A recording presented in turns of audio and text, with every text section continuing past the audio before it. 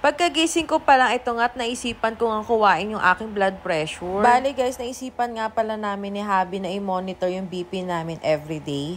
And ayun nga't pinamomonitor nga din ni Doc sa akin yung aking blood pressure. Kasi last time na nagpa-check up ako sa OPD, medyo mataas-taas nga siya. Parang candidate na talaga, char. Isa din talaga to sa mga rason kung bakit ako nagda-diet at kailangan niya mag-physical activity. O umaga pa lang, nasa 132 na. Anyways, after nga akong kumuha niyan, nga't sinusulat ko yan sa logbook namin. Same with Habi, ginagawa din namin yan. And I think for 1 month namin i-monitor itong blood pressure namin. Dalawa. So, nagpahinga lang ako saglit and then ito na nga at isisimulan ko na ang aking physical activity for today. So, habang tulog pa nga si Habi, ito nga at mag-exercise na muna tayo for today's video. Sinara ko na nga din yung door para hindi ko masyadong maistorbo si Habi sa kanyang pagkakatulog. Sinimulan ko na nga mag-stretching para ready na talaga ako sa pag-exercise ko. Ngayon ko nga lang to gagawin as in first day ko today at sana matuloy-tuloy ko to kahit every other day. Kahit 30 minutes lang a day, pwede na yun. Para kahit paano pawis-pawisan talaga tayo. Kailangan talaga maging health conscious na tayo, lalo na nagkakaedad na tayo. Ayun nga't nakahanap nga ako ng gagayahin sa YouTube. Sobrang dami pagpipilian pero ito yung nabetang ko para medyo hindi tayo mabigla. Pero kala mo madali lang yan, napakahirap din na talagang hinihingal na ako dyan. Char. Tamang galaw nga lang ako para hindi ako mabigla. Kasi nung time na tumaba ako a few months ago, nag-exercise ako at talagang hapong-hapo ako na hinahabol ko yung hininga ko. But this time na nag-exercise ako, which is first day ko today,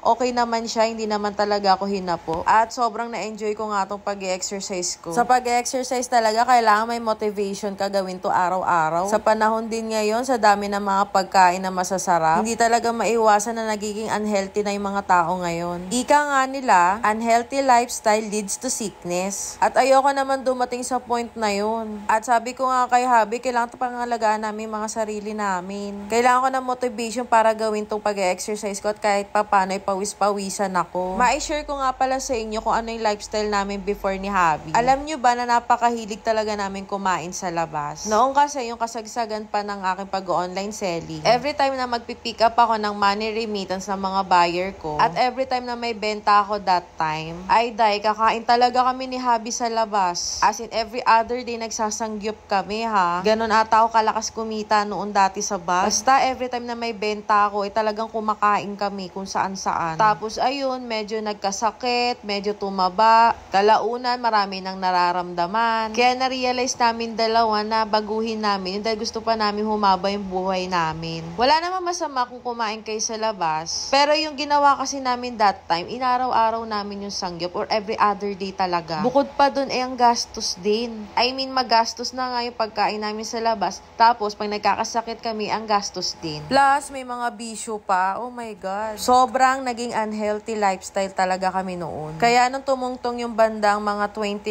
to 30 years old namin, ayun na nga at naging health conscious kami bigla. Di naman talaga maiwasan Masarap talaga kumain sa totoo lang. Lalo na pag may mga okasyon, di ba? Masisira talaga ang diet mo. Kaya simula noon, hininto talaga namin yung mga bad habits namin. Like mga bisyo, alak, at marami pang iba. Although may times na kumakain din kami sa labas, pero hindi na katulad ng dati. Pili na lang din talaga yung mga kinakain namin. O siya, ayan nga, pagod na pagod ako at pinawisan talaga ako ng malala. Guys, ito ang aking Wednesday meal.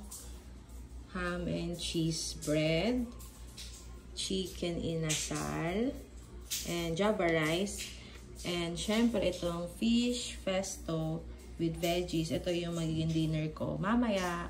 And syempre may fruits din tayong kasama. And I think this is melon. Ayan. Ang sarap. Excited na ako kumain. Habang inaantay ko nga si Habi maligo, ito nga't kinakain ko na ngayong aking breakfast. Syempre, wag natin kakalimutan yung obligasyon natin. Bayad ka na ng upa. Dahil responsable tayong nangungupahan, nagbayad agad ako ng upa. Pero delay lang naman siya ng 1 day. Dahil kagabi, anong oras na kami umuwi. Eto na nga't paalis na nga kami at dali-dali na nga dahil may mga babayaran pa din ako. Hirap din maging adult noon, daming bayarin, char. Tapos bumukod pa kami ni Habi. Bayad tubig, bayad kuryente, bayad upa, bayad bill sa shop, ang daming bayarin. Pero laban lang tayo everyday, guys. Papa-breakfastin ko nga pala muna si Habi dito at saka kami pupunta ng SSS. Ito na nga't fast forward, nandito na nga ako. Nakapila na nga ako at napakadami kong babayaran na buwan ng mga SSS ng tao. Yun lang guys, hanggang sa muli. Salamat!